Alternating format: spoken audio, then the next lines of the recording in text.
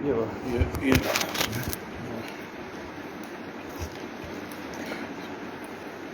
इधर कुछ ये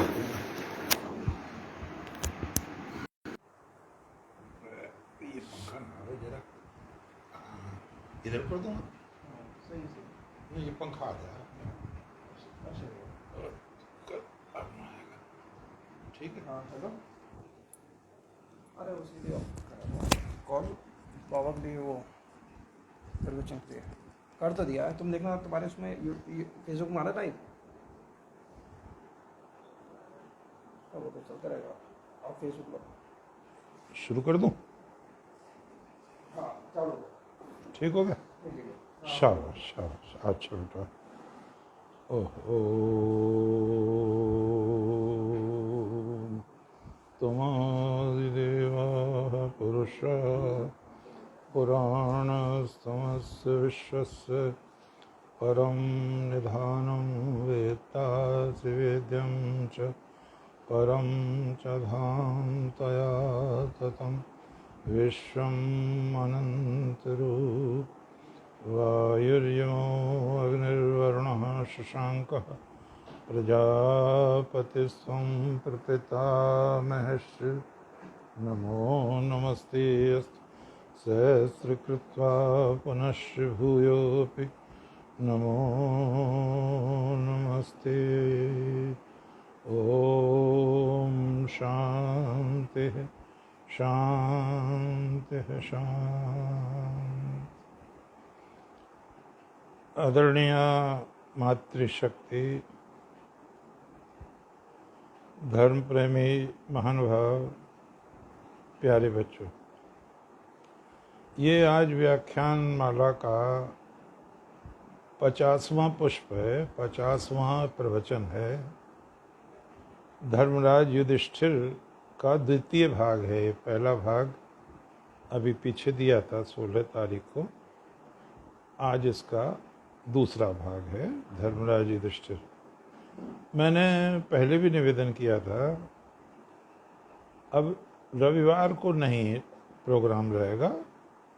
अब हम आज के बाद 30 को, यानी बुध से बुध ही रहेगा, संध्या के 7 से 8 बजे तक। इसलिए मैंने कहा कोई दिक्कत ना हो, परेशान ना हो, कोई इतवार में ढूंढे आया नहीं आया, क्योंकि स्मिता जी तो पता नहीं क्या कर रही हैं, तबीयत खराब है क्या है, तो वहाँ से तो संपर्क नहीं हो पा रहा है।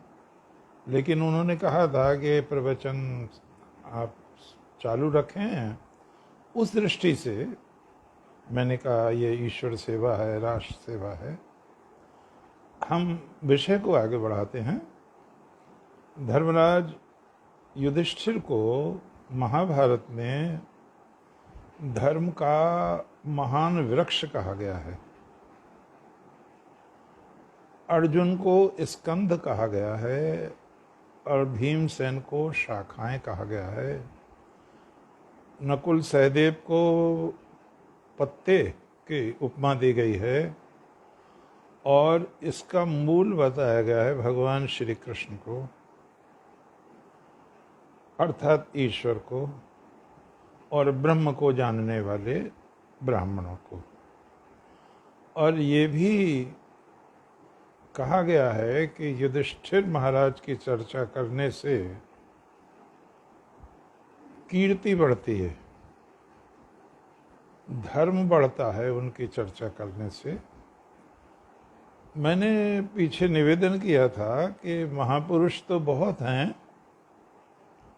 वीरों की जननी है भारत माता, लेकिन कुछ चीज़ें युधिष्ठिर में हैं, दूसरों में नहीं लगती। वो जैसे उन्हें एक उपाधि प्राप्त है अजात शत्रु,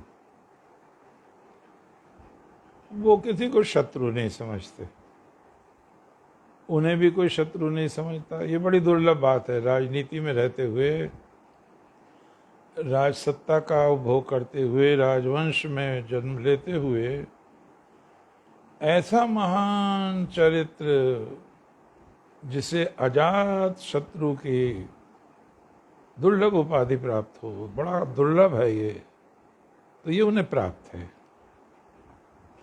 दूसरी चीज जो हमारी मान्यता है कि स्वर्ग में सशरीर प्रवेश नहीं पाता है व्यक्ति। धर्मराज युधिष्ठिर को ये भी सौभाग्य प्राप्त है, इतने पुण्य उनके बढ़े चढ़े थे कि उनको सशरीर ही स्वर्ग में प्रवेश मिला।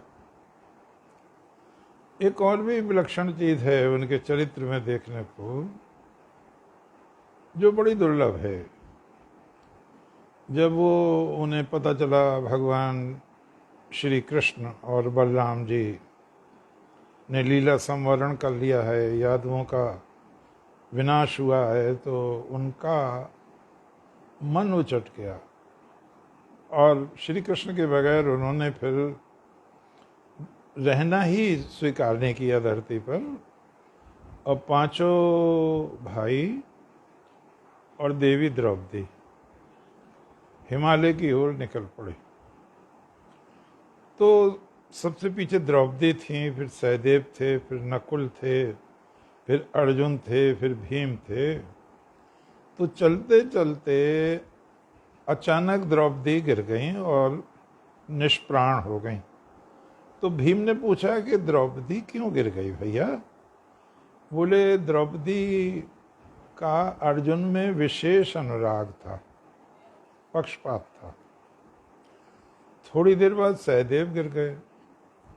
भैया इनका क्या दोष था, ये अपने जैसा विद्वान नहीं समझता था किसी को। फिर नकुल गिरे, भैया इनका क्या दोष था, ये अपने से सुंदर समझता ही नहीं था किसी को। फिर अर्जुन गिरे तो उन्होंने कहा भैया इनका क्या दोष था, ये कहता था मैं एक ही दिन में युद्ध का पासा पलट दूंगा और विजय प्राप्त करा दूंगा, किया नहीं है सर। उसके बाद भीम ही गिर पड़े। तो भीम ने कहा मेरा भी अपराध बता दो। बोले तुम खाते बहुत थे और हर समय लड़ने की बात सोचते थे। इसने मैं अकेले रह गए, वो एक कुत्ता पीछे पीछे आ रहा था, वो साथ रहा, वो नहीं मरा कुत्ता। इंद्र आए, बोले चलिए आप विमान लेकर। तो बोले ये कुत्ता भी चलेगा? इंद्र ने कहा कि कुत्ता तो नहीं जाएगा वहां। तो बोले ये नहीं जाएगा तो मैं भी नहीं जाऊंगा। ये है, देखिए क्या मानवता रही होगी, कुत्ता नहीं जाएगा तो मैं भी नहीं जाऊंगा। तो बोले फिर विमान लौटा लें? बोले जैसा आप चाहें। विमान लौटने लगा। फिर एक बार उनसे कहा गया, उन्होंने कहा देखो मेरा सबने साथ छोड़ दिया, द्रौपदी, नकुल, सहदेव, अर्जुन, भीम, इसने मेरा साथ नहीं छोड़ा। जो मेरी शरण में आ जाता है मैं उसे नहीं छोड़ता हूं, और बिना इसके अब मैं स्वर्ग भी नहीं जाऊंगा। तब ये स्पष्ट हुआ कि कुत्ते के रूप में साक्षात धर्म ही चल रहे थे। और उन्होंने कहा ये मैं ही तुम्हारी परीक्षा ले रहा था। तो कैसा चरित्र रहा होगा, हम थोड़ा विचार करें।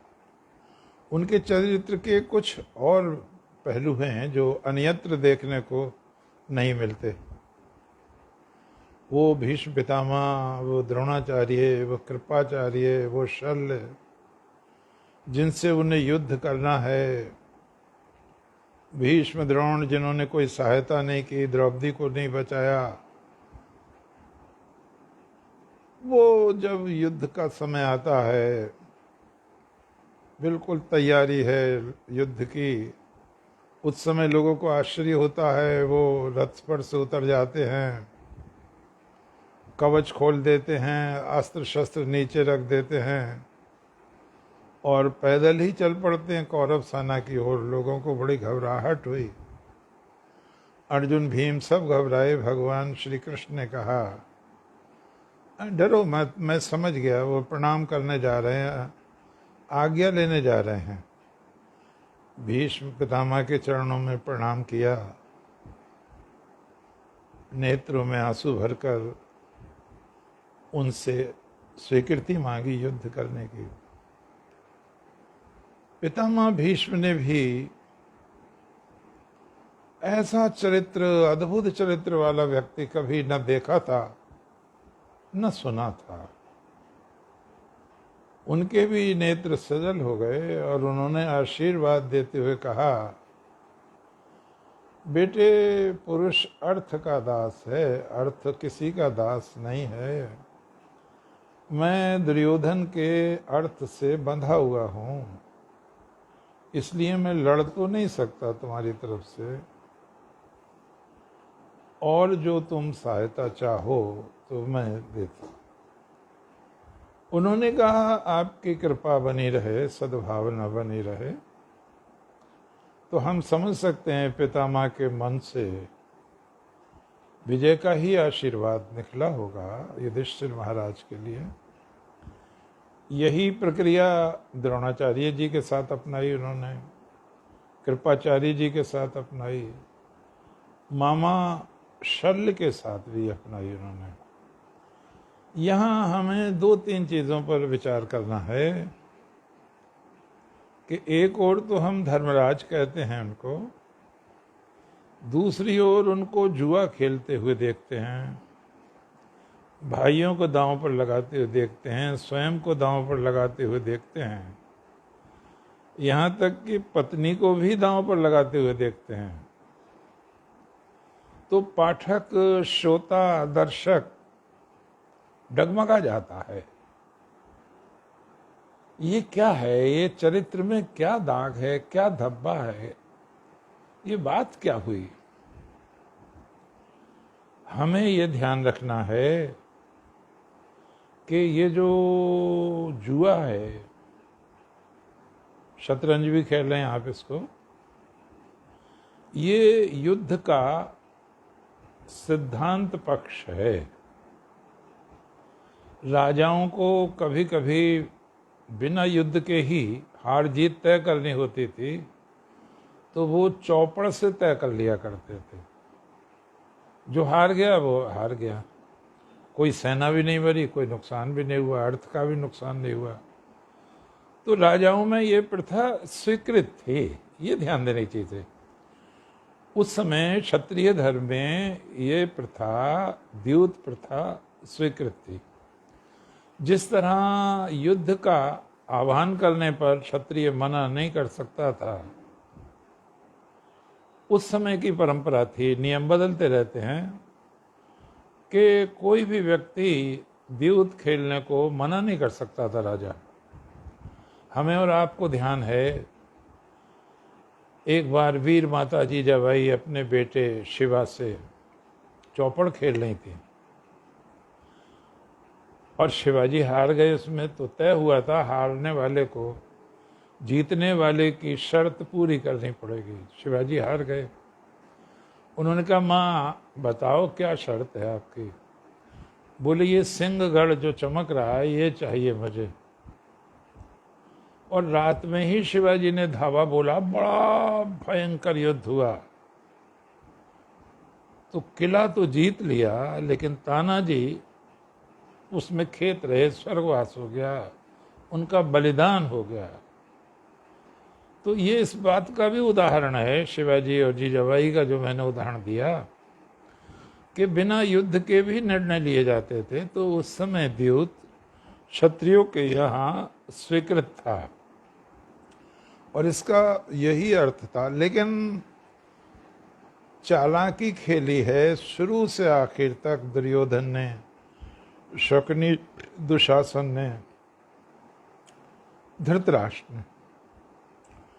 उन्होंने मना किया है, युधिष्ठिर महाराज ने, जुआ खेलना ठीक नहीं है, विनाश का कारण है, कलह का कारण है। लेकिन धृतराष्ट्र ने कहलवाया, नहीं, मनोरंजन के लिए खेल लो।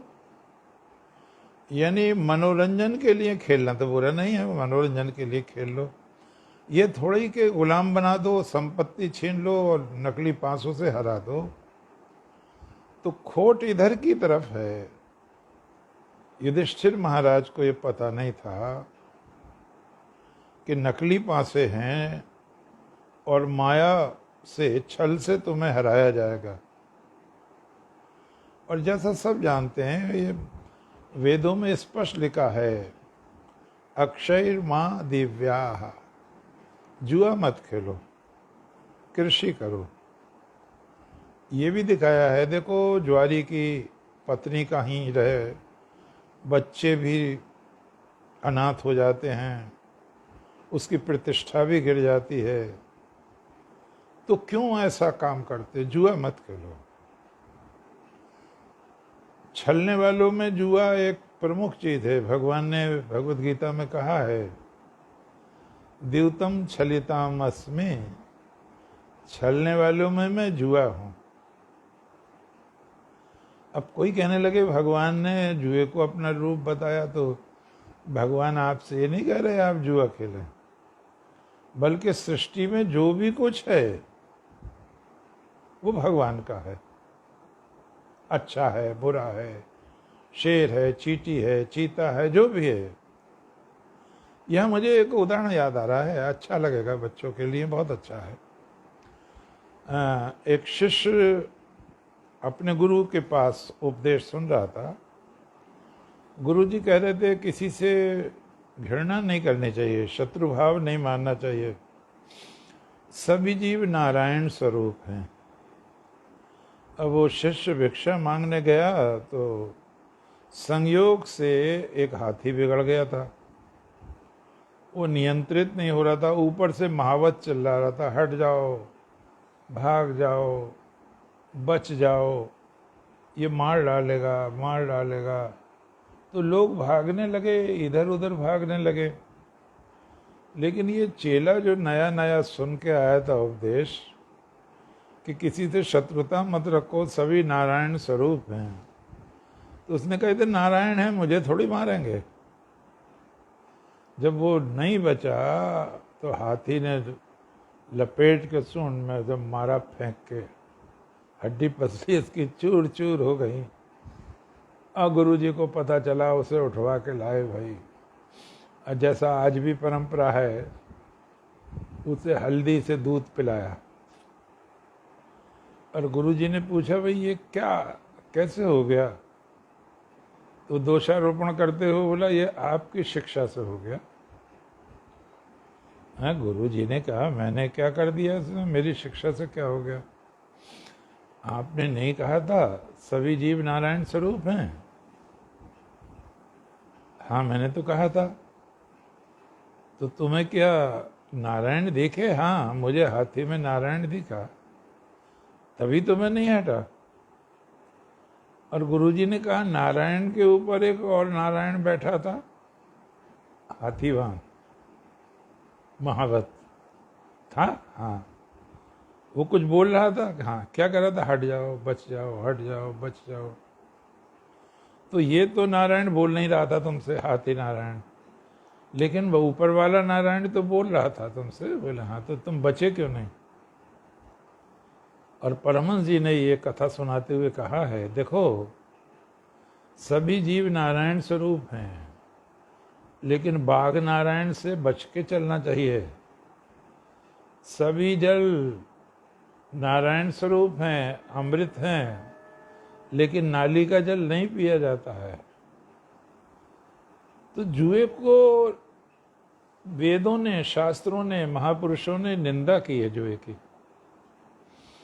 भगवान श्री कृष्ण ने भी कहा है, एक तो उन्होंने सुरापान लिया है, दूसरा आखेट लिया है, तीसरा अत्यधिक काम सेवन लिया है, और चौथा लिया है द्यूत। ये उन्होंने पतन के 4 द्वार बताए हैं।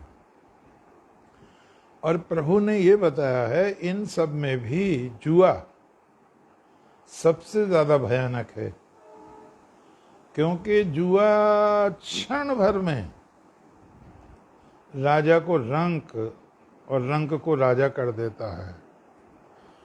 और साधनों से तो धन धीरे धीरे जाएगा, लेकिन इससे तो एक ही दांव में चला जाएगा।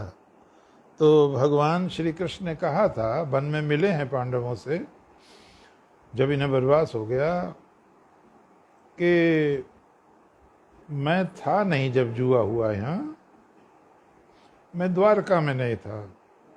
मैं द्वारका में होता या द्वारका के आसपास होता तो मैं आता और तुम पर ये विपत्ति नहीं पड़ती। मैं रोक देता सभासदों को, जुए के दोष बताता। अगर वो मेरी बात नहीं मानते तो मैं उनका वध कर देता। और भगवान के शब्द हैं, मय्या गते अथवा वीर द्यूतम भविता नाहि जीवित से उदना। मेरे आने पर या तो जुआ नहीं होता, और जुआ होता तो धरती पर दुर्योधन नहीं होता। बंधुओं, बहनों, बुजुर्गों, प्यारे बच्चों, ये अंतर है भगवान श्री कृष्ण में और भीष्म पितामह में। उनके सामने जुआ होता है, वो लाचार बैठे रहते हैं, नारी को वैश्य कहा जाता है, घसीटा जाता है, बाल पकड़ के, सब कुछ होता है, लेकिन पता नहीं वो कैसे वीर हैं, कैसे बहादुर हैं। हम फिल्म में लगातार देख रहे थे वी आर चोपड़ा की कि प्रतिज्ञा की है भीष्म पितामह ने कि मैं हस्तिनापुर के सिंहासन की रक्षा करूंगा। तो देखो, यहाँ जरा ध्यान देने की चीज है, रक्षा राजा की जाती है, पापी की रक्षा नहीं की जाती। ये भारत का दुर्भाग्य था, ये हमारा दुर्भाग्य था। भीष्म पितामह ने दुर्योधन की लाश को अपने कंधों पर ढोया, और इसकी दार्शनिक अभिव्यक्ति है गीता में। पढ़ें आप, आपके नेत्र खुल जाएंगे। दार्शनिक अभिव्यक्ति है। भगवान श्री कृष्ण कहते हैं, द्रोणम च भीष्मम च जयद्रथम च कर्णम तथान्यान्यपि योधवीरान माया हतास्तव जहिमा वितिष्ठा युद्धस्य जेतासि रणे सपत्नान। द्रोण और भीष्म, जयद्रथ आदि को मैंने मार दिया है, मैंने मार दिया है। हतान, तुम इन्हें मारो, मरे हुए को मारो, ये तो लाशें हैं, लाशों को अलग कर दो, सड़न आ जाएगी, बदबू आ जाएगी, समाज में दुर्गंध फैल जाएगी। अब प्रश्न हुआ, अरे ये तो जिंदा हैं, 10,000 योद्धाओं को रोज मारते हैं, और भगवान कह रहे हैं कि ये मरे हुए हैं। भगवान की भाषा में, धर्म की भाषा में, वो योद्धा मरा हुआ है जो अपनी शक्ति का उपयोग धर्म के विनाश में करता है। धर्म उसी की रक्षा करता है जो धर्म की रक्षा करता है। जो धर्म की रक्षा नहीं करता, धर्म उसकी रक्षा नहीं करता। तो व्यक्ति तो हैं, ये बहादुर तो हैं, लेकिन इन्होंने अपनी आत्मा बेच दी दुर्योधन के हाथ। आप देखो, अभी मैंने बताया, युद्ध प्रारंभ होने से पहले एक और तो महान चरित्र है युधिष्ठिर महाराज का। पैदल जाते हैं, कवच खोल कर जाते हैं, अस्त्र शस्त्र उतार कर जाते हैं। गुरुजन से युद्ध होगा, ये पछतावा तो है, लेकिन क्षत्रिय धर्म की विवशता है तो आज्ञा मांगनी पड़ रही है। लेकिन दूसरी ओर क्या कह रहे हैं, ये ध्यान देने की चीज है। गुरुकुल कांगड़ी के एक प्रोफेसर हुए हैं रामदेव जी, उन्होंने भारतवर्ष का इतिहास लिखा है 3 खंडों में। तो दूसरे खंड में उन्होंने आलोचना की है भीष्म पितामह की,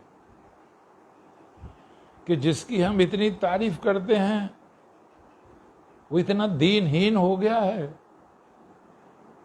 और कहता है गिड़गिड़ाकर, मैं अर्थ से बंधा हुआ हूं, मुझे दुर्योधन ने अर्थ से बांध लिया है।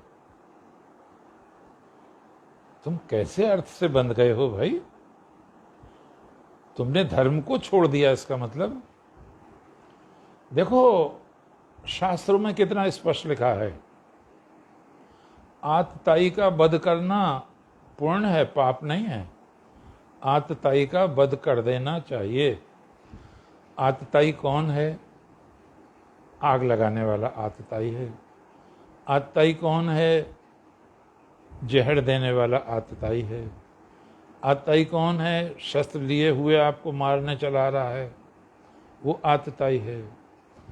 आतताई कौन है? आपकी स्त्री का हरण, बच्चों का हरण, बलात्कार करने को आ रहा है। आतताई कौन है? जबरदस्ती कब्जा कर रहा है आपकी संपत्ति पर। अब भगवान का बड़ा सौभाग्य है हमारा और आपका कि यूपी में, उत्तर प्रदेश में श्री आदित्यनाथ योगी जी हैं, वो दुष्टों के लिए काल ही बनकर आए हैं। मैंने उस दिन निवेदन किया था, भगवान का जहाँ रूप सौम्य है वहाँ काल भी है। राजा का रूप जहाँ चंद्रमा के समान शीतल है, वहाँ सूर्य के समान प्रखर भी है।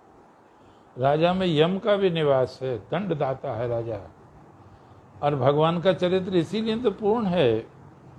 मल्लानाम अशिनाम नरवराहा स्त्रीणाम स्मरो मूर्तिमान गोपानाम सजनो असताम सिद्धभुजाम शास्ता सुपित्रो शिशुमृत्युर्भोजपतेर्विराट विदुषाम तत्त्वं परम योगिनाम वृष्णाम परदेवतेति रंगम गतः साग्रजः।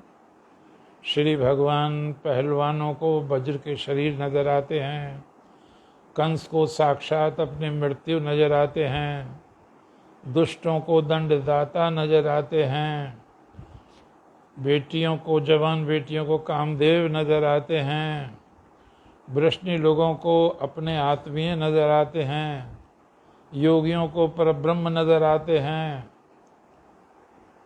तो ये एक रूप होना चाहिए। तुमने क्या कर दिया?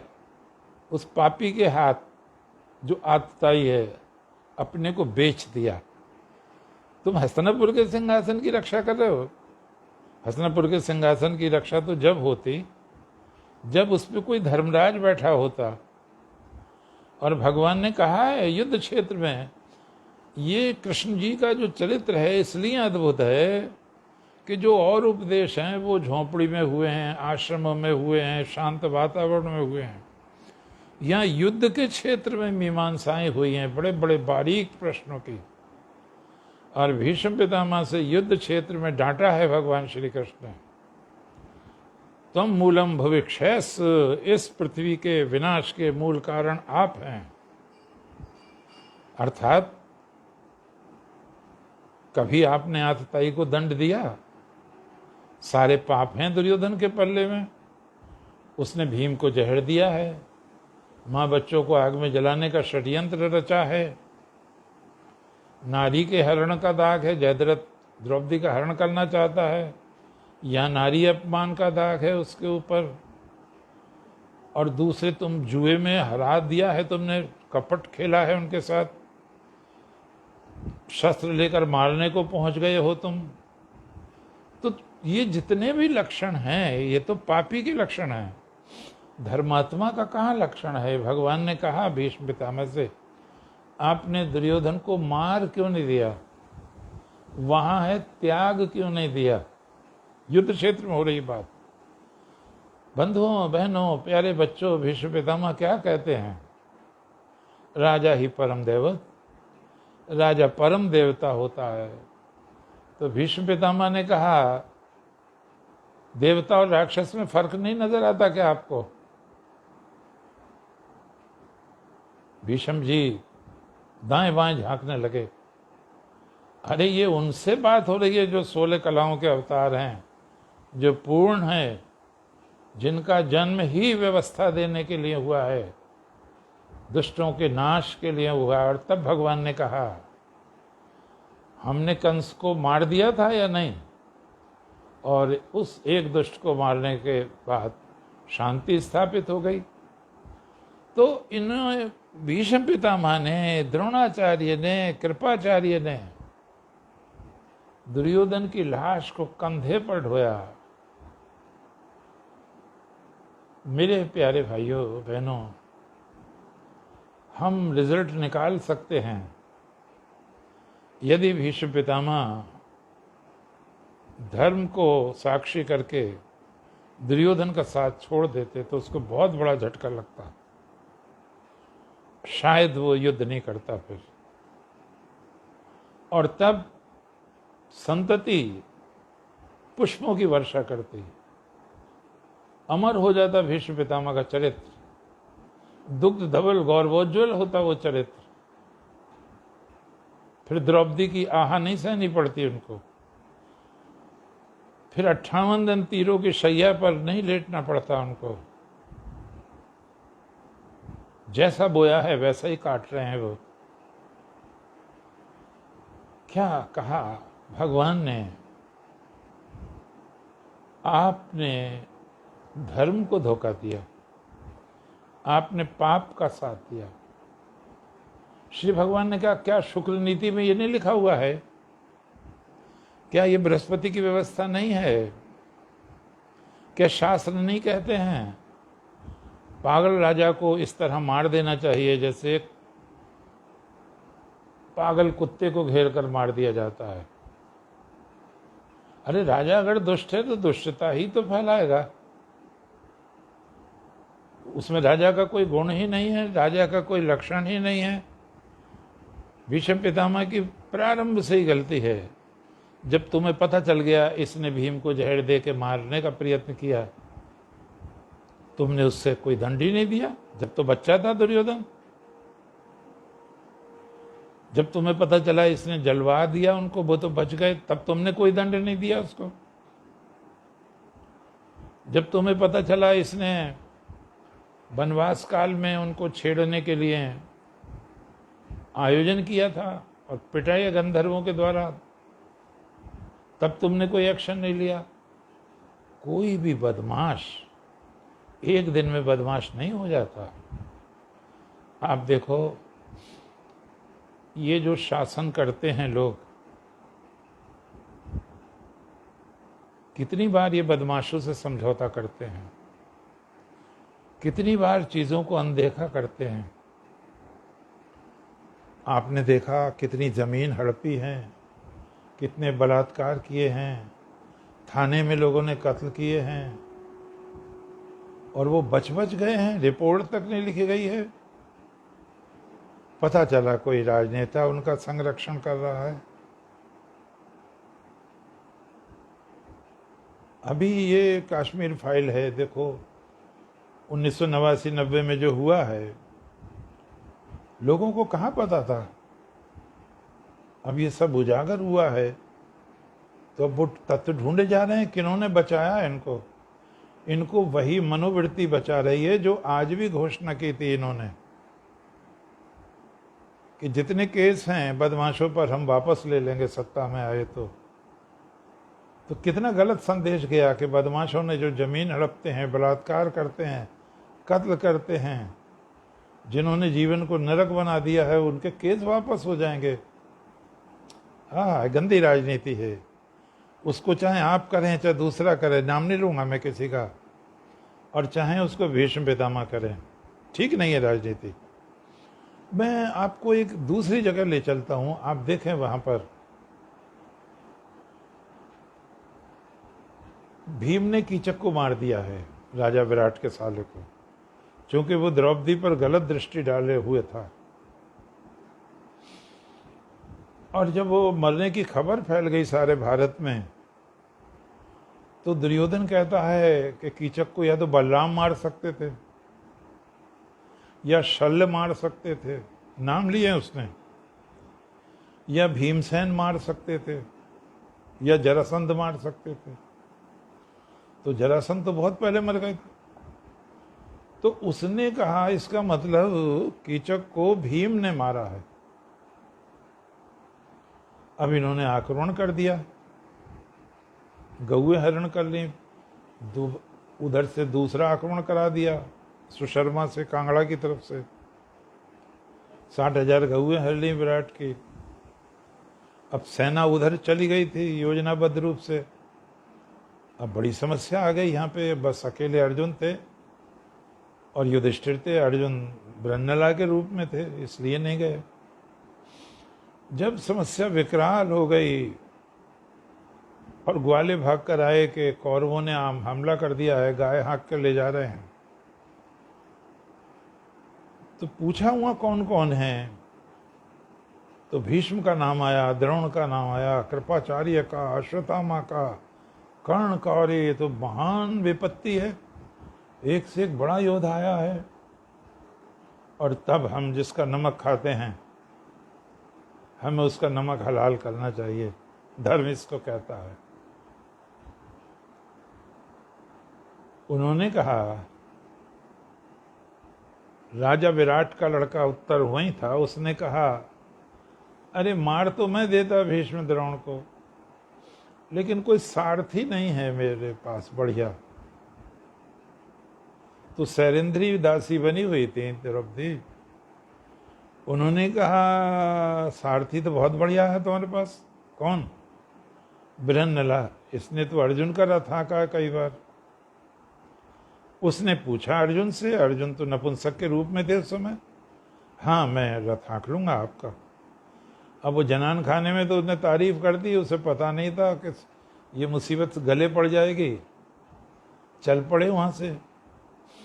दूर से जो इसने सेना देखी तो ये घबरा गया उत्तर, बोला मैं तो जा रहा हूं, मैंने तो इतनी बड़ी सेना देखी भी नहीं है, युद्ध तो करूंगा क्या मैं।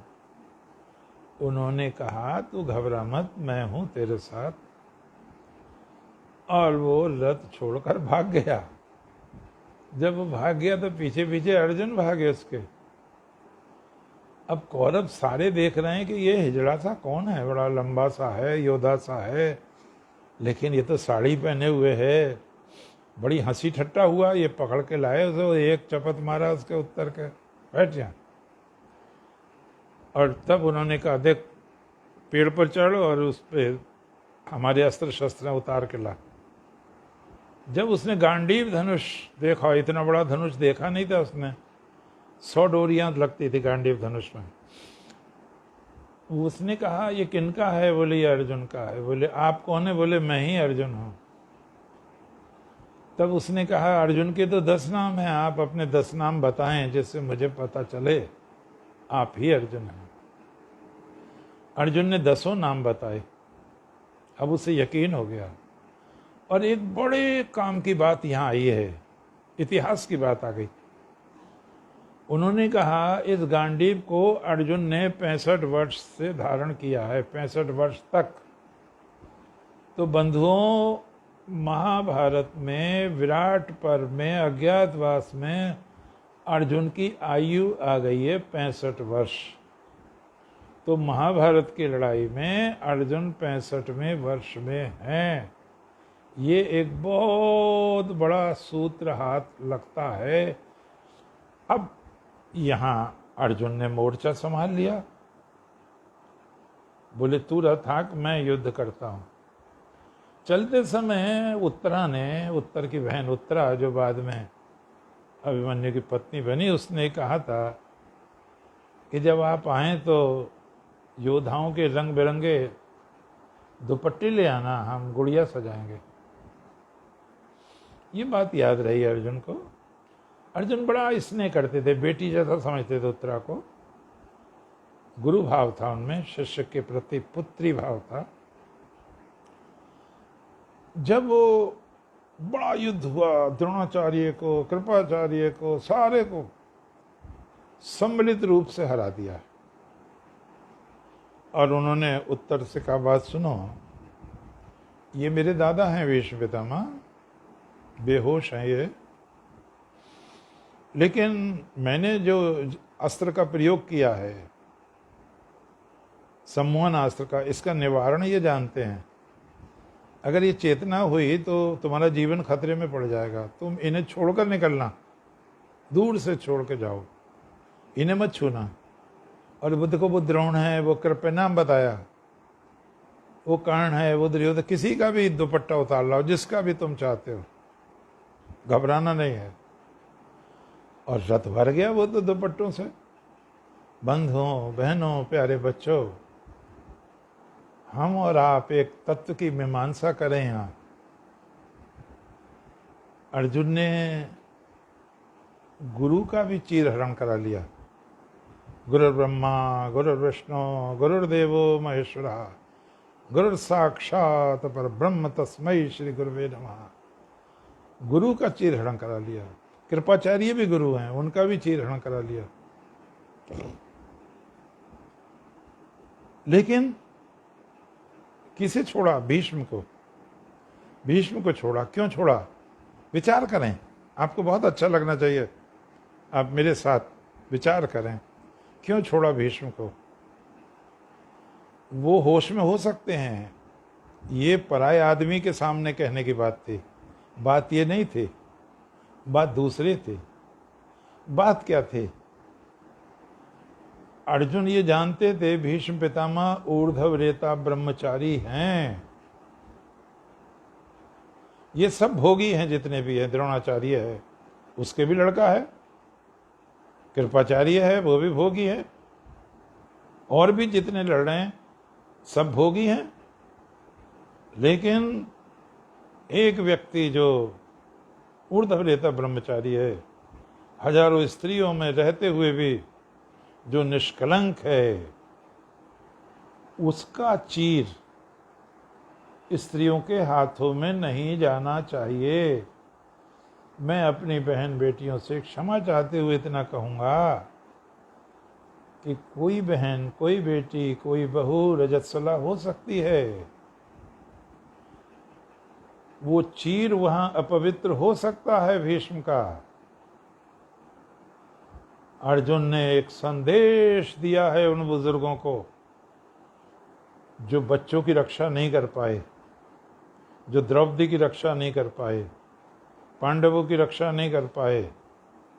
अर्जुन ने एक संदेश दिया है सारे संसार को, भीष्म पितामह तुम्हारे रहते हुए द्रौपदी और हमारे चीरहरण की नौबत आ सकती है, लेकिन धरती में किसी माँ ने वो लाल नहीं जना है जो मुझ पोते के रहते हुए आपका चीरहरण कर सके। ये चरित्र है अर्जुन का, ये चरित्र है भीष्म का। और इसीलिए भगवान ने उनको मरा हुआ कहा, द्रोण को मरा हुआ कहा। तुमने धर्म का साथ ही नहीं दिया। हाँ, अब देखो कितना फजीता हो रहा है। इतने लोग मारे गए, तुम छिपाते रहे।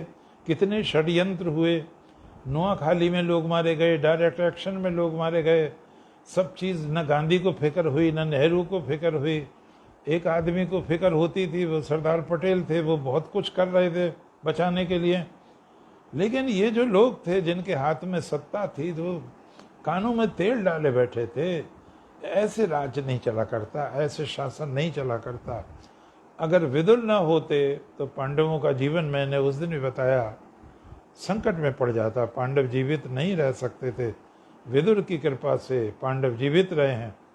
भीष्म पितामह की कृपा से वो जीवित नहीं रहे हैं। हम एक दृश्य का अवलोकन करें यहाँ पर। जो युधिष्ठिर महाराज हैं, वो क्षत्रिय तो हैं, लेकिन वो क्षत्रिय से अधिक ब्राह्मण हैं। वो ऋषि हैं, वो संत हैं। वो ऐसे हैं जैसे किसी आश्रम का कुलपति होता है। वो वेदों की मीमांसा करते हैं, वो धर्म को धारण करते हैं। आप देखो, करीब करीब 2 अरब वर्ष की संस्कृति है। सत्य बोलने में या तो हरिश्चंद्र जी का नाम है या युधिष्ठिर का नाम है। बीच में बताओ कौन सा आदमी है। हम चुनौती नहीं दे रहे हैं महापुरुषों को, सभी वंदनीय हैं। हम उनके चरणों की धूल सिर पर धारण करते हैं। लेकिन इतिहास में प्रसिद्ध तो 2 ही आदमी हैं सत्यवादी में, महाराजा हरिश्चंद्र और धर्मराज युधिष्ठिर। हरिश्चंद्र की प्रतिज्ञा, चंद्र टरे सूरज टरे टरे जगत व्यवहार, पै ताप दृढ़ सत्य हरिश्चंद्र को टरे न सत्य व्यवहार। कितनी बड़ी प्रतिज्ञा। 2 आदमी, यानी करोड़ों अरबों लोगों में 2 आदमी मिल रहे हैं जो सत्य बोलते हैं, चाहे कितनी बड़ी विपत्ति में पड़ गए हों। ये अतिरिक्त क्रेडिट है युधिष्ठिर के चरित्र को। आप यहाँ पर एक चीज़ देखें, वनवास में तंग करने आ गए हैं कौरव, और उन्होंने वहाँ डेरा डाल दिया है जहाँ चित्रसेन गंधर्व ने डेरा डाला है। गंधर्वों ने मना किया, उन्होंने दुर्व्यवहार किया कौरवों ने, उन्होंने पीट दिया और कैद कर लिया। और यहाँ ये चीज़ ध्यान रखने की है, कर्ण दूसरे के रथ पर बैठकर भाग गया, पिट के भाग गया वहाँ से, बड़ा बहादुर बनता था। दुर्योधन जिसे आज कहोगे अंडर अरेस्ट हो गया, गिरफ्तार हो गया। दुशासन गिरफ्तार हो गया, उसकी पत्नियां गिरफ्तार हो गई, मंत्री गिरफ्तार हो गए। और ये बड़ी जोर से रोया दुर्योधन, युधिष्ठिर महाराज हमारी रक्षा करो, युधिष्ठिर महाराज हमारी रक्षा करो, हमें खींचे हुए लिए जा रहे हैं गंधर्व, कुत्ते की तरह इन्हें खींचे हुए लिए जा रहे थे।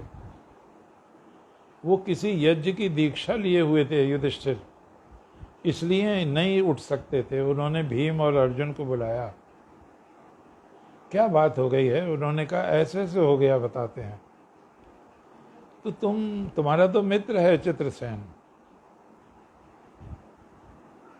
ये कहा युधिष्ठिर ने अर्जुन से, तुम उससे कहो हम क्षमा मांगते हैं मेरी तरफ से, बड़े भैया क्षमा मांगते हैं दुर्योधन के अपराध की, आप इन्हें क्षमा कर दो।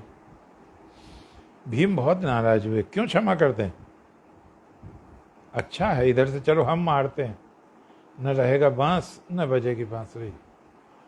आप युधिष्ठिर का चरित्र देखें, अजात शत्रुता की वो झलक देखें। उन्होंने कहा देखो अर्जुन और भीम, जब हमारी और दुर्योधन की लड़ाई है तब हम 5 भाई हैं, वो 100 भाई हैं। लेकिन जब हमारे वंश की कुल की किसी दूसरे से लड़ाई है तो हम 5 और प्लस 100 हम 105 हैं। देखो अर्जुन, देखो भीम, मैं व्यास को ये नहीं लिखने दूंगा कि धर्मराज युधिष्ठिर के रहते हुए महान सम्राट भरत की संतति को गंधर्व लोग कुत्ते की तरह खींचे हुए चले गए और धरती पर कोई भी उनकी रक्षा करने वाला नहीं था। यह है चरित्र। अर्जुन गए, चित्रसेन को समझाया, वो माना नहीं, युद्ध हुआ, युद्ध में अर्जुन ने हरा दिया। तब चित्रसेन गंधर्व ने बताया अर्जुन को, तुम हमारी बात सुनो, हमें देवराज इंद्र ने कहा था तुम इसे गिरफ्तार कर लाओ दुर्योधन को, वो तुम्हारे कल्याण के लिए ऐसा कराया है, और इनको मरवा देते हम लोग, तुम क्यों बचाने आ गए? तो अर्जुन और भीम ने कहा हम अपने बड़े भैया युधिष्ठिर के खिलाफ नहीं जा सकते। देखो भाई भी हो तो ऐसे हो। मैं उस दिन कह रहा था आपसे, लोग गलत मिसाल देते हैं कि लड़ाई करनी हो तो महाभारत पढ़ो और प्रेम करना हो तो रामायण पढ़ो। क्या गलत बात कह रहे तुम? अरे प्रेम करना हो तो महाभारत पढ़ो। राम, श्री राम उन भाइयों से प्रेम करते हैं, लक्ष्मण से, भरत से, शत्रुघ्न से, जो एक पैर से खड़े रहते हैं।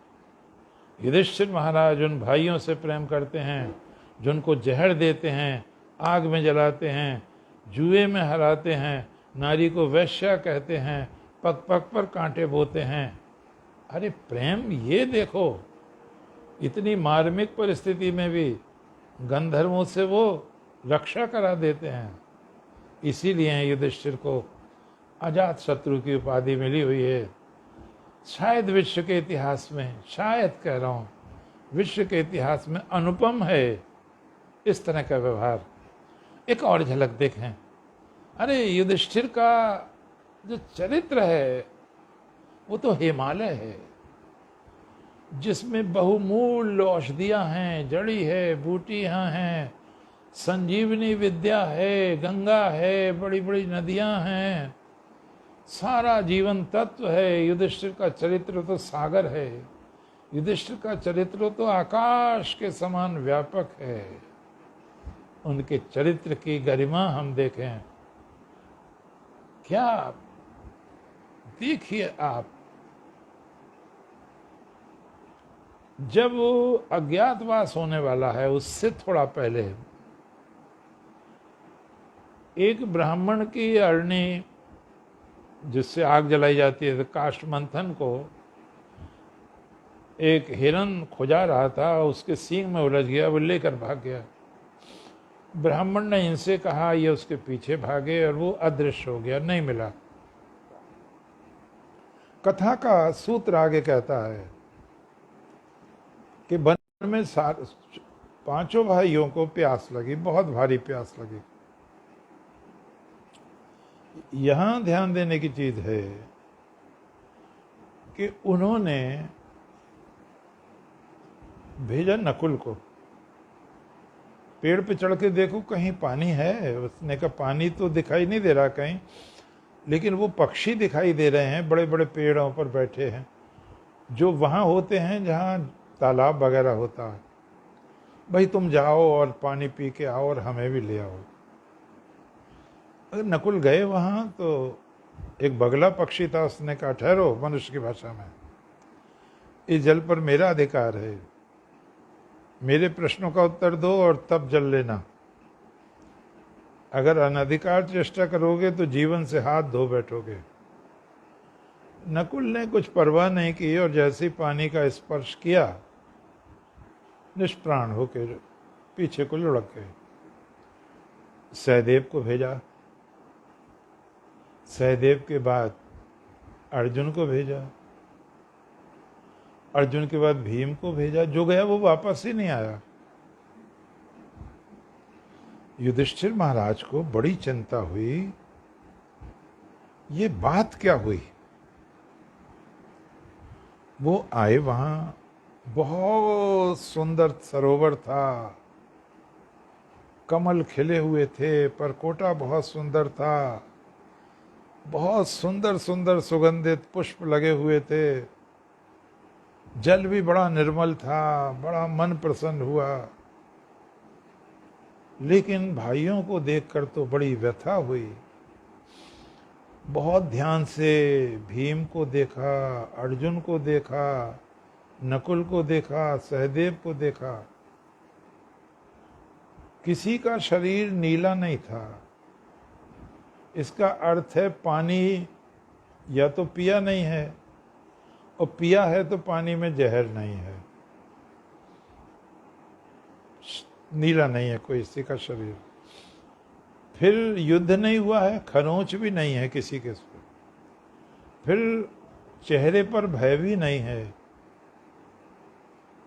सोचने लगे, हे प्रभु, फिर क्या समस्या है, क्या माया है जिसको मैं समझ ही नहीं पा रहा हूं। और वहां पर आता है, अच्छा मैं भी तो प्यासा हूं, पहले पानी पी लूं फिर देखूंगा। और जैसे वो पानी की ओर जाते हैं तो वही ध्वनि उन्हें भी आती है, और युधिष्ठिर महाराज समझ गए, और वो बगला यक्ष के रूप में रूपांतरित हो गया पेड़ों के ऊपर। आप साधारण मानव नहीं है, साधारण पशु पक्षी नहीं है, आप कोई दिव्य हैं, आप मुझे अपना परिचय दीजिए। उन्होंने कहा मैं महायक्ष हूं, मैं ही बगला बना हुआ था, मैंने ही तुम्हारे भाइयों से कहा था इस जल पर मेरा अधिकार है, उन्होंने मेरी बात अनसुनी कर दी। तुम मेरे प्रश्नों का उत्तर दो, यदि मेरे प्रश्नों का उत्तर दे सके तो मैं तुम्हें जल पीने की स्वीकृति दूंगा और तुम्हारे एक भाई को, 5 में से एक भाई को जीवित कर दूंगा। युधिष्ठिर ने हाथ जोड़कर कहा, आप प्रश्न कीजिए, मैं ईश्वर से प्रार्थना करता हूं वो मुझे सामर्थ्य दे, आपके प्रश्नों का उत्तर मैं दे सकूं।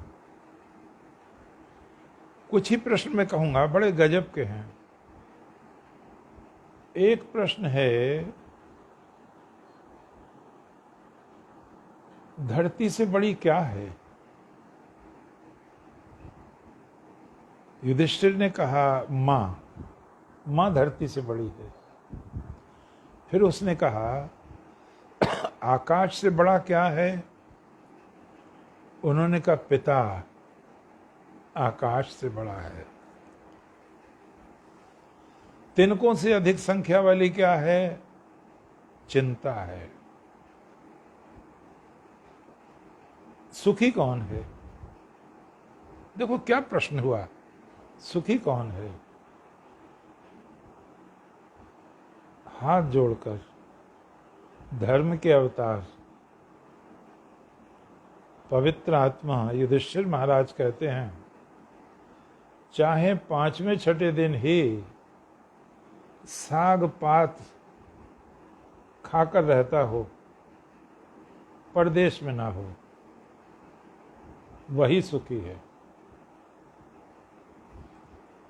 मैं बहुत शालीनता से, बहुत संकोच के साथ कहूंगा आप सबसे, जहां तक हो हमें उधार नहीं लेना चाहिए। उधार भी एक तरह का ऋण है, पाप है, बोझ है, जब तक उसको चुका ना दिया जाए।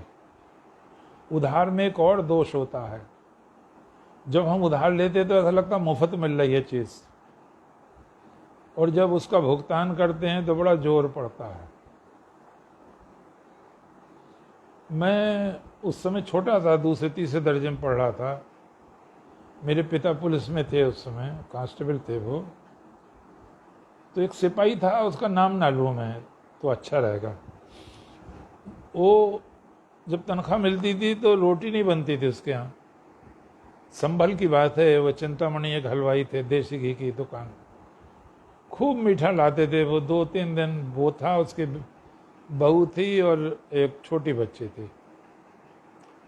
अरे आनंद से मिठाई खाते रहते थे 2-3 दिन, और बाद में वो आटा मांगते रहते थे।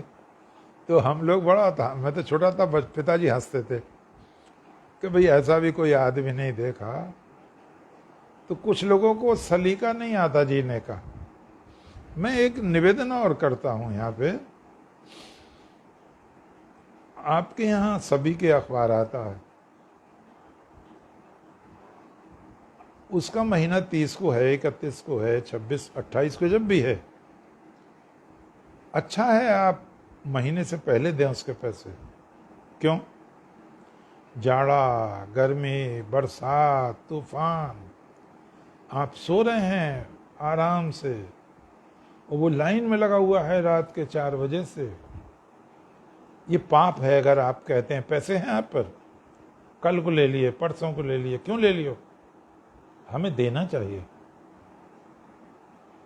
तो ऋण एक बहुत बुरी चीज है। हमें जहां तक हो ऋण लेने से बचना चाहिए। हमारे जीवन में कई बार ऐसा आता है, अपने परिवार वाले, अपने इष्ट मित्र उधार ले लेते हैं, उनकी बदनामी होती है, देते नहीं हैं, कहीं कहीं हम भी चक्कर में पड़ते हैं।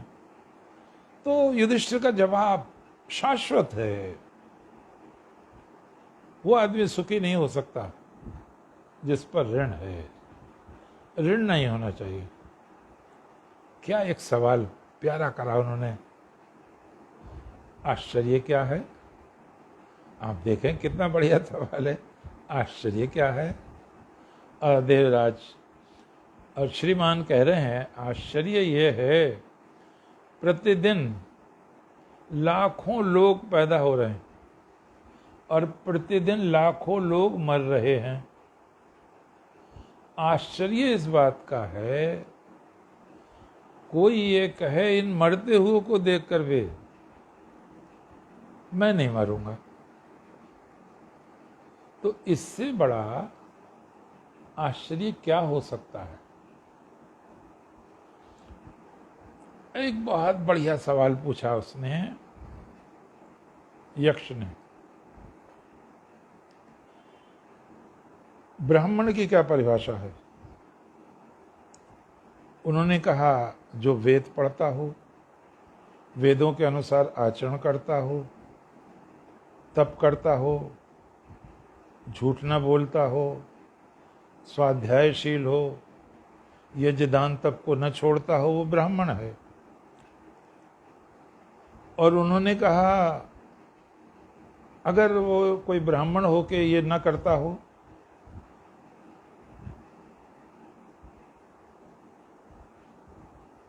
वो चांडाल है। युधिष्ठिर ने कहा वो चांडाल है। उन्होंने कहा एक चांडाल में ये सारे गुण हो,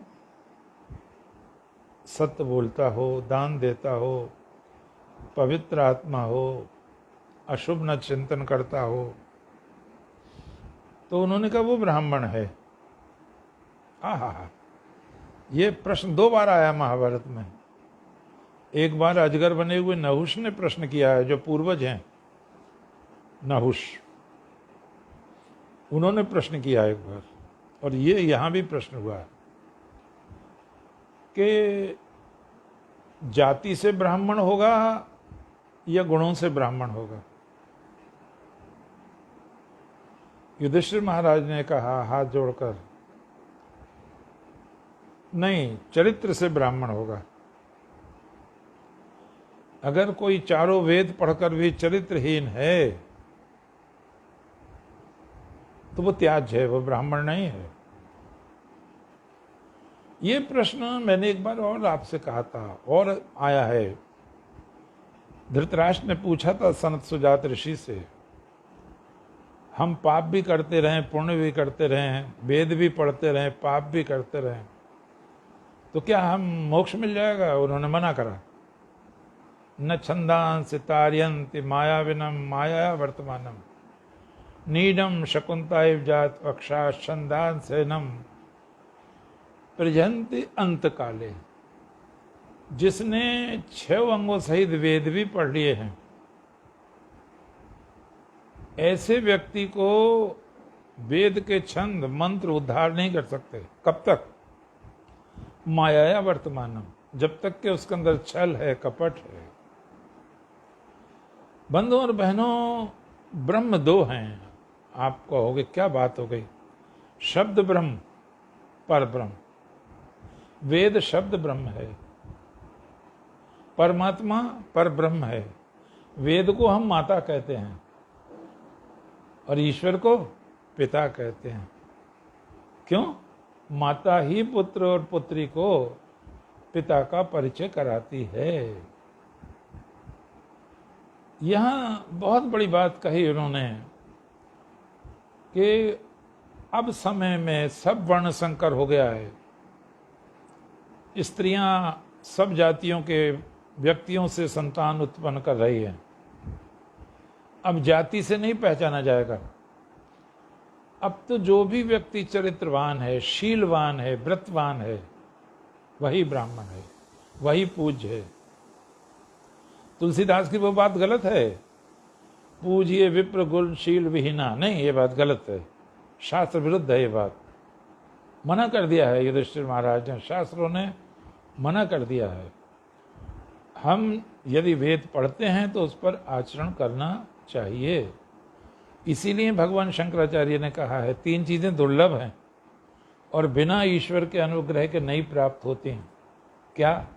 मनुष्यत्वम, मनुष्य का जन्म, मुमुक्षुत्वम, मुझे मोक्ष प्राप्त करना है, ये भावना बनी रही। महापुरुष संश्रया, महापुरुषों की संगति मिले हमें। जीवन बर्बाद हो जाते हैं अगर दुष्टों का संग मिल जाता है। कर्ण ज्ञानी था, विद्वान था, धीर था, वीर था, मनस्वी था, तेजस्वी था, लेकिन दुष्ट के संग उसकी मित्रता हो गई दुर्योधन की।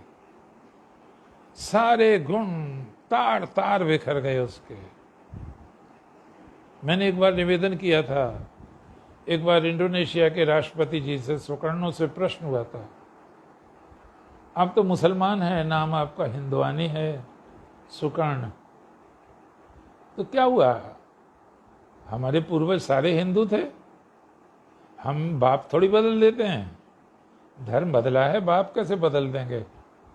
जिन्होंने अभी इंटरव्यू देखा है हाल में, ये भी ध्यान रखो, गुलाम नबी आज़ाद से आज बात हुई कश्मीर के, तो उन्होंने कहा मुझे बहुत दुख है, और 600 साल पहले हम भी कश्मीरी ब्राह्मण थे, हम तो 600 साल पहले मुसलमान हुए हैं, और 20 साल में एक पीढ़ी आ जाती है, और 100 साल में 5 पीढ़ी आ जाती है, 100 साल में 5 पीढ़ी आती है। तो आप लगा लो 30 पीढ़ियों पहले क्या हुआ। तो ये ध्यान देने की चीज है कि जो शीलवान है, जो गुणवान है, वही पूज्य है। इसीलिए कबीर ने कहा, उन्होंने कहा जाति न पूछिए साध की, पूछ लीजिए ज्ञान, मोल कर तलवार को पड़ी रहन दे बयान। असली चीज तो तलवार है। भगवान बुद्ध ने भी कहा माँ जाति में पूछ, आचरण पूछ, जाति मत पूछो, आचरण पूछो। एक प्रसंग लेके आपको बहुत बहुत धन्यवाद देंगे। अगला भाषण 30 तारीख को होगा, बुधवार को, और जिस पर लोग नहीं बोलते उस पर होगा, महाबली भीमसेन पर होगा अगला भाषण 30 तारीख को। एक बस उदाहरण में देके समाप्त करता हूं। बड़ा भारी युद्ध हुआ और कर्ण ने बुरी तरह परास्त किया युधिष्ठिर को। बस जीवित बच पाए वो जैसे तैसे। भगवान कृष्ण को पता चला, उन्होंने कहा अर्जुन से, चलो सात्विकी को छोड़ दो ये मोर्चा और भीम और सात्विकी संभाला है, चलो हम युधिष्ठिर महाराज की खबर ले आए, उनमें बहुत चोट लगी बताते हैं। वहां जाके देखा तो उन्हें गलत फहमी हो गई युधिष्ठिर को कि कर्ण को मार कर आए हैं मुझे शुभ सूचना देने, लेकिन ऐसा तो नहीं हुआ था। तो एकदम युधिष्ठिर के मुंह से निकला कर्ण मारा गया। अर्जुन ने कहा भैया कर्ण महारथी है, वीर है, वो चून का नहीं है जो मारा गया, तुम कैसे आ गए? हम तो आपकी खैर खबर लेने आए हैं, आपको बहुत कष्ट हुआ है, बहुत घाव हुए हैं। ध्यान रखें, यहाँ धर्मराज अमर्यादित हो उठे हैं, अमर्यादित। आपको पता है भगवान राम भी रोए हैं, हे खग मृग हे मधुकर श्रेणी, तुम देखी सीता मृग नैनी। वाल्मीकि रामायण में भगवान ने कहा है मैं धरती को लौटपौट कर दूंगा अगर सीता नहीं मिली तो। ये चरित्र है, ये सुषमा है, ये ध्यान देने की चीज है। आज युधिष्ठिर अमर्यादित हो उठे और उन्होंने क्या कहा, तुम गांडीव के योग्य नहीं हो, तुम गांडीव धनुष किसी दूसरे को दे दो। कुछ और बुरी बात कह दी उन्होंने। अब जब तक आप महाभारत खूब नहीं पढ़ेंगे तो बातें पता नहीं चलेंगी। उन्होंने ये भी कह दिया तू माँ के घर में 7वें वर्ष में ही क्यों नहीं मर गया, 7वें महीने में ही क्यों नहीं मर गया। अब अर्जुन ने तलवार निकाल ली म्यान में से, तो भगवान आ गए बीच में, क्या बात है, मैं सर काटूंगा। भाई किसका सर काटेगा भैया? युधिष्ठिर में क्यों? मैंने प्रतिज्ञा कर रखी है, जो मुझसे ये कह देगा गांडीव के योग्य नहीं हो, दूसरे को दे दो, मैं उसका सर काट लूंगा। तो भगवान ने कहा इस प्रतिज्ञा का पता था क्या इनको, युधिष्ठिर को? नहीं तो इनका क्या दोष है? ये तो मूर्खता की प्रतिज्ञा की तुमने, ऐसी प्रतिज्ञा करनी नहीं चाहिए थी। उन्होंने कहा तुम जीवित रह जाओगे इन्हें मार के? अब ये तो बड़ा भारी प्रश्न हो गया, अर्जुन भी स्वयं आत्महत्या कर लेंगे। भगवान ने कहा मैं एक उपाय बताता हूं, युधिष्ठिर का वध भी हो जाएगा और जीवित भी रहेंगे। क्या? तुम इन्हें हमेशा आप कहते आए हो, आज तू कह दो, यही इनकी मृत्यु हो जाएगी। अर्जुन ने बहुत निंदा की है युधिष्ठिर की। यहाँ पे द्रौपदी के संग मौज उड़ाता रहता है, दुख में थे, जुआ खेलता है, जो जीवन संकट में डाल देता है, युद्ध नहीं करने देता है। और वीर भीम ने तो यहाँ तक कह दिया था युद्ध में, जब वो द्रौपदी को भी हार गए, सहदेव अग्नि लाओ। अब लोग बड़े चक्कर में, अग्नि का क्या होगा। तो भीम ने कहा इसे धर्मराज कहते हैं, इसकी दोनों भुजाएं जलाकर राख कर दूंगा यहीं जिससे इसने पासे फेंके हैं। अर्जुन ने बड़ी खुशामद की है, पैरों में पड़ गए भीम के। वो तो मार डालते, युधिष्ठिर को मार डालते। भीम को बोलेंगे अभी, देखो 30 तारीख को बहुत अच्छी अच्छी बातें आएंगी भीम पर। खैर, तो अब उन्होंने जब ये कहा, अब अर्जुन को गिलानी हुई, मैंने भैया को क्या कह दिया। अब वो स्वयं मरने को चल दिए। भगवान ने कहा अब क्या बवाल हुआ, अब मैं आत्महत्या करूंगा। तुम क्यों आत्महत्या करोगे, मैंने भाई को ऐसे और जान से मार देता तो और भी मुसीबत करता। तो इसका भी उपाय है, तू अपने मुंह से अपनी तारीफ कर। जो व्यक्ति अपने मुंह से अपनी तारीफ करता है वो आत्महत्या करता है। हमें कभी भी अपने मुंह से तारीफ नहीं करनी चाहिए, तारीफ दूसरे करें आपकी। तो उसने अपने मुंह से तारीफ की। अब युधिष्ठिर महाराज के मैं बन को जा रहा हूँ, भीम को मैं ताजपोशी करता हूँ, ये फलाना। भगवान ने फिर उनको समझाया। तो अर्जुन ने और युधिष्ठिर ने, दोनों ने भगवान के हाथ जोड़कर धन्यवाद दिया। आप ही हमारी माँ हो, आप ही हमारे पिता हो, आप ही हमारे गुरु हो, आप ही हमारे प्रमाण हैं। आपके कारण ही हम बड़ी से बड़ी मुसीबत से बचते आ रहे हैं। बंधुओं और बहनों, एक बार और हमारी आदित हो उठे हैं युधिष्ठिर महाराज। बिल्कुल अंत में भीमसेन आया है जल में से निकलकर, गदा युद्ध होने वाला है। और युधिष्ठिर कहते हैं दुर्योधन से, हम पांचों में से तुम किसी एक के साथ गदा युद्ध करो, अगर तुम जीत गए तो तुम्हें पूरा राज लौटा दिया जाएगा। भगवान कृष्ण ने यहाँ डांटा है युधिष्ठिर को, ये ध्यान रखने की चीज है। भगवान सबसे बड़े हैं, क्यों डांटा है यहाँ। भगवान के शब्द हैं, आप तक पहुंचा रहा हूं, आप भी डांट सकते हो।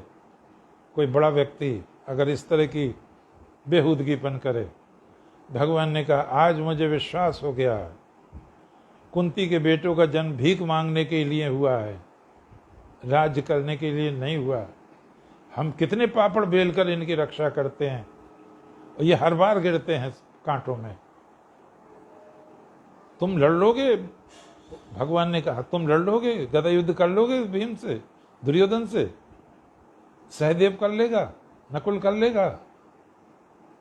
अरे ये जुआ उस जुए से भी भारी है जो तुम खेल रहे हो। वो तो ईश्वर ने कृपा की, दुर्योधन ने भीम को ही छांटा। तो युधिष्ठिर महाराज का चरित्र अनुपम चरित्र है। मनुष्य को भगवान कृष्ण इस बात की याद दिलाएंगे हमेशा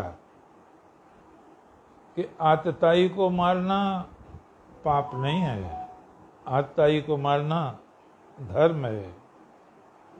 उन लोगों से जीवित रहने का अधिकार छीनो जो बहन बेटियों का सतीत लूटते हैं, जो गरीबों को मारते हैं, जो पाप की कमाई खाते हैं, दूभर कर देते हैं जीना। और यही गीता का दर्शन है, यदा यदा हि धर्मस्य ग्लानिर्भवति भारत अवुत्थानम अधर्मस्य तदात्मानं सृजाम्यहम् परित्राणाय साधूनां विनाशाय च दुष्कृतां धर्म संस्थापनार्थाय संभवामि युगे युगे। मैं भीष्म पितामह को प्रणाम करता हूँ, द्रोणाचार्य को प्रणाम करता हूँ, मैं प्रणाम करता हूँ महान व्यक्ति युधिष्ठिर महाराज को, धर्म के जीवित विग्रह विदुर जी महाराज को, भगवान श्री कृष्ण को मैं भगवान से प्रार्थना करता हूँ, हम सारे संसार में शिरोमणि थे, हमारा वर्चस्व था, सारे संसार को हमने ज्ञान दिया था। एतद्देश प्रसूत सकाशाद रग जन्मना स्वम समचरित्रम शिक्षेरन पृथिव्याम सर्वमानवः। ये सौभाग्य की बात है, 700 साल से ज़्यादा से पिटी हुई हमारी जाति को गौरव मिला है, अभिमान मिला है, अच्छे नेता मिले हैं, अच्छा मार्गदर्शन मिला है, पाप की कालिमा दूर हो रही है, भारत का विश्व के मानचित्र पर प्रथम स्थान आ रहा है। भगवान करे इस महायज्ञ में, संस्कृति के इस पुनीत कार्य में हम और आप सब इस महान यज्ञ को सफल बनाएं, विवेकानंद के उस स्वप्न को साकार करें जिसमें उन्होंने कहा था भारत माता जाग रही है, राष्ट्र इतनी उन्नति करेगा, पिछले सारे रिकॉर्ड ध्वस्त हो जाएंगे, भारत पुनः विश्व विजय करेगा।